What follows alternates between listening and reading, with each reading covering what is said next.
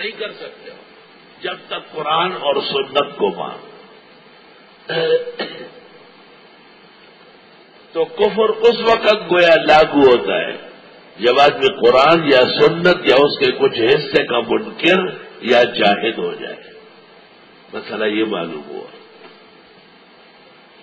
وفیکم رسولہ، تمہارے اندر خدا کے پیغمبر آ چکے ہیں. یہ نہیں فرمایا کہ جا چکے ہیں، آ چکے ہیں، کیونکہ رسالت تا قیامت قائم ہے اور سنت آپ کی رسالت کا قائم مقام ہے.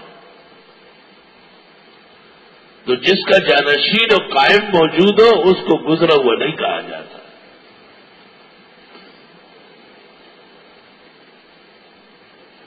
اگر کوئی نادان کہے کہ رسولہ سے مراد سنت حدیث فقہ نہیں ہو سکتی، یہ تعویل ہے، تو اس سے آگے پوچھو کہ وَمَن يَعْتَصِم بِاللَّهِ کا ترجمہ کیا کرو.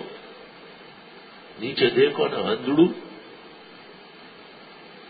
اس کو بھی وہاں بھی تو یہ ماننا پڑے گا. اللہ تعالیٰ کو تو کوئی نہیں پکڑ سکتا، اس کے دین کو پکڑتا ہے، اس کی کتاب کو پکڑتا ہے. تو جو تعویل وہاں ہے وہی تعویل وفیکم رسولہ ہے، اور اس پر مفسرین کا اتفاق ہے. اجماع مفسرین نے یہی کہا ہے، یا ایھا الذین آمنوا اتقوا اللہ حق تقاتہ، اے ایمان والو ڈرو اللہ سے جیسے ڈرنا چاہیے. ولا تموتن الا وانتم مسلمون، مت مرو مگر مسلمان.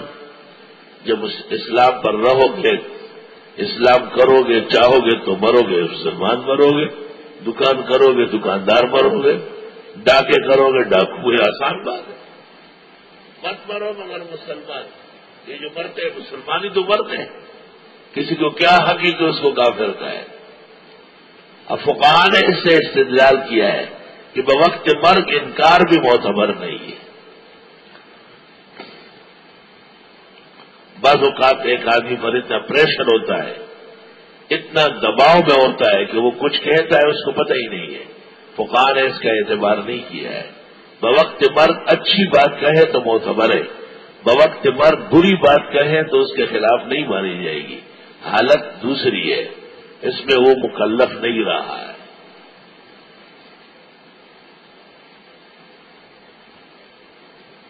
ہاں اچھی حالت مطلوب ہے اور مبغوض حالت یقیناً ناپسندیدہ ہے.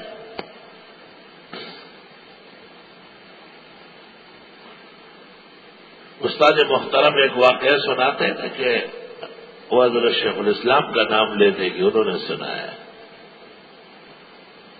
کہ ایک آدمی حرم کا مؤذن تھا اور جب مرنے لگا تو قرآن اس کو دیا گیا تو اس نے پہلے دانتوں سے کاٹا، قرآن کو مکے مارے اور پھر دور دیوار پہ پھینک. تو میں نے ان سے، جب وہ ہوش حواس میں تھے، میں نے اس سے پوچھا کہ اس سے کیا ہوتا ہے؟ اس سے تو کچھ ہوتا نہیں ہے. اگر مرنے لگے آدمی اور آدمی ایسی حرکت کر لے تو فقہاء کہتے ہیں کہ یہ غریب بے ہوش ہے، غنودگی میں ہے. ایسا گناہ ان لوگوں پر ہوگا جنہوں نے قرآن دیا ہے. کیوں دے رہے ہیں؟ چھوٹے بچوں کو آپ قرآن دیتے ہیں، بیمار کو، مجنون کو. اس سے تو خاتمہ نہیں خراب ہو رہا ہے، شریعت نہیں مان رہی اس کو. اگر شیخ الاسلام نے بھی بیان کیا ہے تو کسی اور مقصد کے لیے بیان کیا ہو. اور پھر کہتے ہیں کہ ایک اور اس کا بھائی مؤذن ہوا، اس کے مرنے کا وقت آیا، قرآن شریف منگوایا، چوما، سینے سے لگایا، سر سے لگایا اور کہا تم گواہ رہو کہ میں اس قرآن کو اللہ کی کتاب میں. یہ اچھی بات ہے، یہ اچھی بات ہے. اور وہ پہلی والی بات کمزور بات ہے، اس کی وجہ سے اس کے خلاف کوئی فیصلہ نہیں ہو.